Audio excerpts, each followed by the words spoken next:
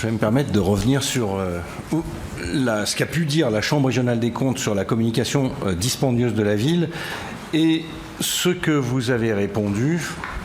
Les Stéphanoises et les Stéphanois apprécieront mieux en entendant ce qu'il y a écrit réellement dans le rapport qu'en ne le voyant pas.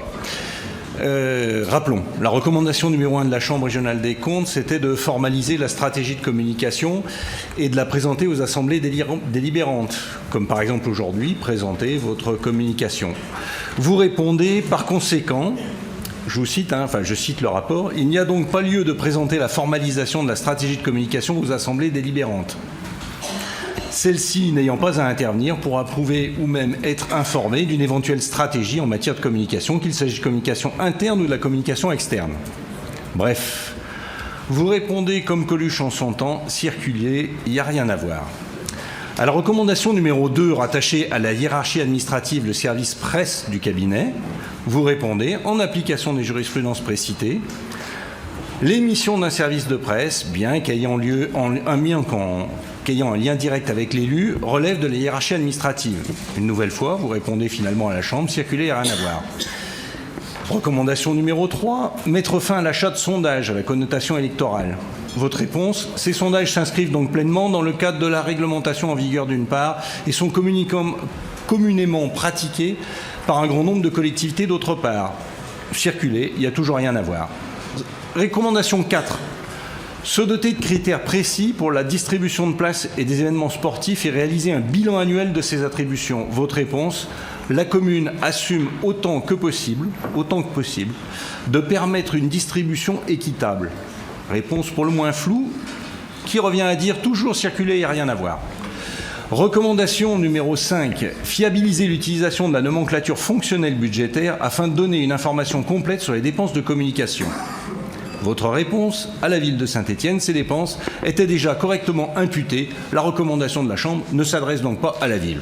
Bon, c'est circuler, c'est même plus circuler, rien à voir, c'est circuler, vous dites à la Chambre régionale. Recommandation 6.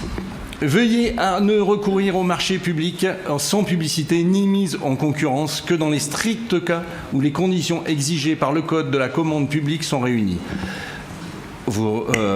Et là encore, vous répondez, une note du directeur général du service a été diffusée le 10 janvier 2025 à l'ensemble des directeurs afin de rappeler les règles d'utilisation des marchés sans mise en concurrence et préciser la procédure interne à mise en place. Par conséquent, la recommandation de la Chambre a été bien prise en compte. Toujours, comme dirait Coluche, circuler, rien à voir. Pour rappel, la Chambre a quand même constaté que la ville achetait des publicités au coup par coup sur les radios nationales et qu'à chaque campagne, on faisait un marché spécifique, un petit marché. Il n'y avait pas besoin de passer en commission d'appel d'offres. Et c'est ça que la Cour vous a reproché. Dès le début de cette affaire, on a bien vu, d'ailleurs, dès le début de l'affaire, globalement, on a vu que vous achetiez beaucoup moins de publicité d'un coup. Et donc, effectivement, vous êtes passé sous la somme fatidique qui vous aurait imposé de passer en commission d'appel d'offres. On ne vous entend plus sur les radios nationales, mais c'est peut-être qu'ils ne veulent plus de vous. Il paraît que la justice se serait saisie de cette affaire de marché. Nous n'en savons pas plus, vous nous en direz peut-être un peu plus. La recommandation numéro 7 était organiser une procédure de mise en concurrence adéquate pour les prestations d'impression diverses. Votre réponse est un marché d'impression pour les magazines internes a été lancé, notifié en avril 2025, etc.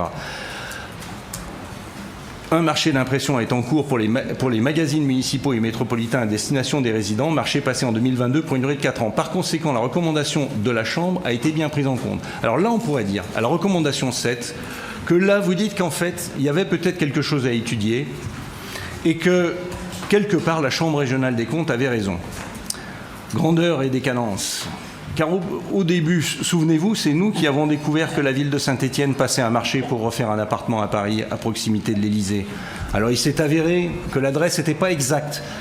Mais c'était tout un symbole de cette proximité géographique qui tient quand même, parce qu'à 2 ou 3 rues près, on n'est pas très très loin. C'était comme une volonté cachée. Force est de constater que nous avions raison. L'argent consacré à cette communication dispendieuse aurait sans doute été beaucoup plus utile, par exemple, au service des associations stéphanoises. Pour répondre à la Chambre, vous citez moult jurisprudences. Alors tout à l'heure, j'entendais un de vos adjoints dire « la justice, il ne faut pas tout le temps lui faire confiance ». Là, vous citez des jurisprudences, des décisions de justice que vous estimez en votre faveur. Les Stéphanoises et les Stéphanois aimeraient bien que leur avenir, que leur ville s'écrivent beaucoup moins dans les codes juridictionnels, les médias et les tribunaux. Votre réponse ne suffit pas, selon nous, et il faudra revoir les marchés de communication et toute l'organisation de la communication dans le prochain mandat.